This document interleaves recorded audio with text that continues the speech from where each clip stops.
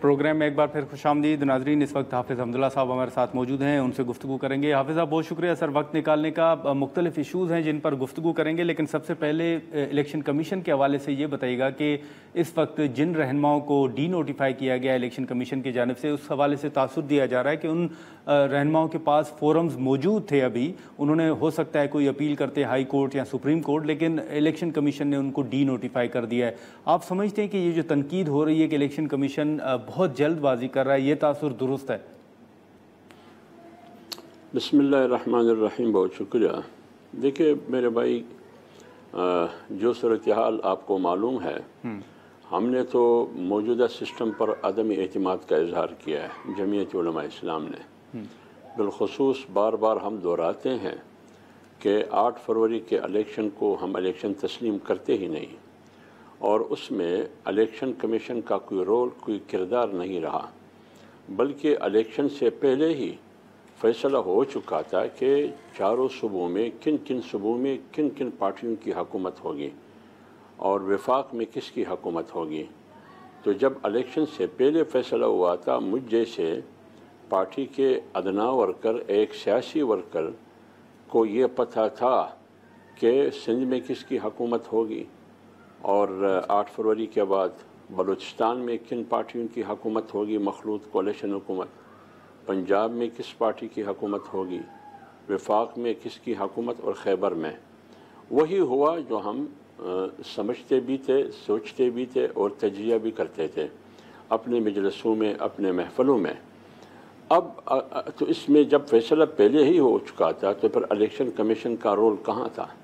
یہی وجہ ہے کہ پاکستان کی بڑی اور چھوٹی اکثر پارٹیوں نے، ماسوائے پیپلز پارٹی اور مسلم لیگ کی تمام پارٹیوں نے، بلکہ مسلم لیگ کے اندر بہت سے اہم پیپلز پارٹی میں بہت سے اہم سینئر سیاستدان جو 2 3 بار 4 بار وہ منتخب ہو کے اسمبلیوں میں آئے ہیں، انہوں نے بھی تحفظات کا اظہار کیا ہے۔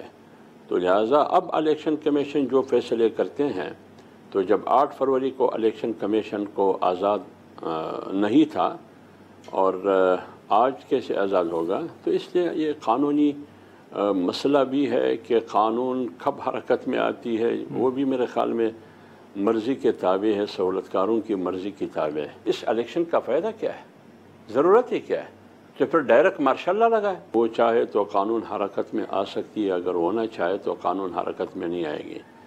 اب دیکھتے ہیں آگے کیا ہوتا ہے، لیکن ہمیں الیکشن کمیشن پر اعتماد نہیں ہے۔ نہیں، لیکن آپ نے جیسے اعتماد کی بات کی، تو حافظ صاحب آپ سمجھتے ہیں کہ چلیں ایک کانسٹیٹیوشنل جو ایک کور ہے وہ تو موجود ہے چیف الیکشن کمشنر کے لیے، لیکن مورلی آپ سمجھتے ہیں کہ ان کو استعفیٰ دینا چاہیے؟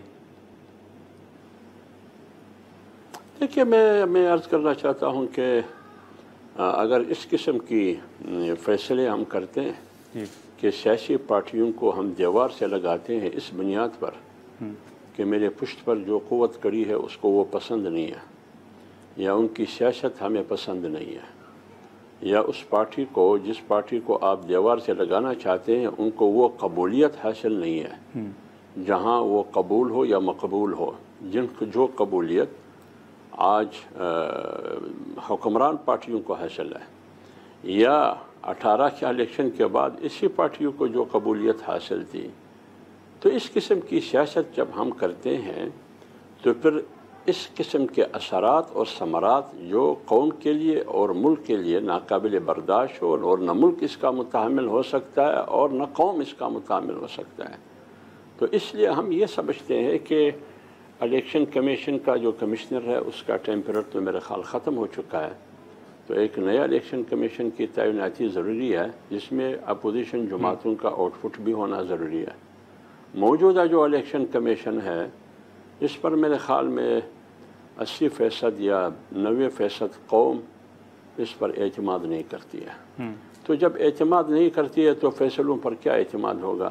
اس سے کیا افراتفری نہیں آئے گی؟ اس سے اور انتشار بڑھے گی۔ اگر ہم یہ چاہتے ہیں کہ ان فیصلوں سے استحکام آئے گا، لیکن یہ لکھ لے اس سے استحکام نہیں آئے گا، اس سے انتشار بڑھے گی، اس سے فساد بڑھے گی، اس میں افراتفری ہوگی، قوم اور ریاست کے درمیان ایک نفرت پیدا ہو جائے گی اور وہ نفرت پھر عداوت اور دشمنی میں تبدیل ہو جائے گی۔ اب لوگ باشعور ہو چکے ہیں، وہ سب کچھ سمجھتے ہیں کہ فیصلے میرٹ کی بنیاد پر ہے یا پسند اور ناپسند کی بنیاد پر ہے۔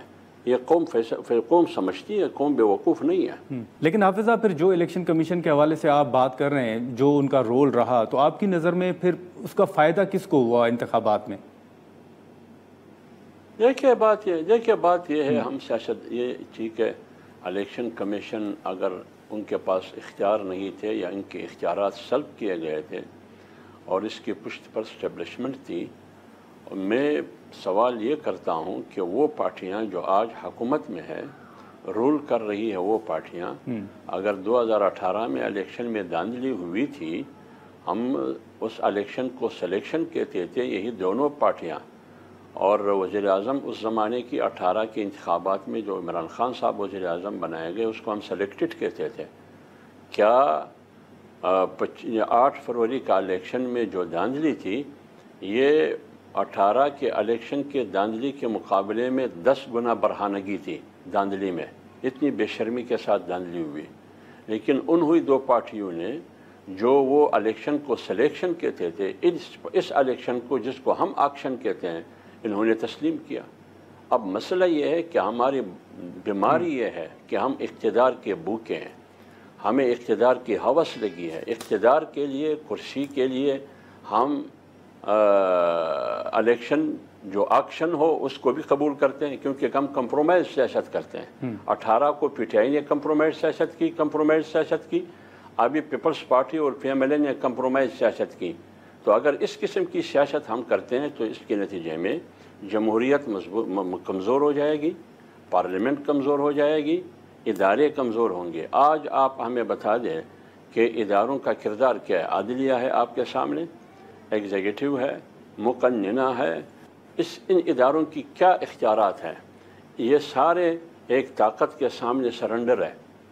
قانون سازی طاقت کے سامنے سر بسجود ہے۔ وہ پارلیمنٹ طاقت کے سامنے الٹا لیٹ چکا ہے۔ اس صورتحال میں ادارے، یہ بھی کہا جاتا ہے کہ ادارے خسارے میں ہیں، لیکن اداروں میں جو بیٹھے ہوئے لوگ ہیں وہ خسارے میں نہیں ہے، وہ ارب پتی ہو گئے۔ ٹھیک ہے حافظ صاحب، اگر اجازت دیں تو یہاں پر ناظرین ایک مختصر سا بریک لیتے ہیں، اور بریک کے بعد ہم گفتگو کو مزید آگے بڑھاتے ہیں۔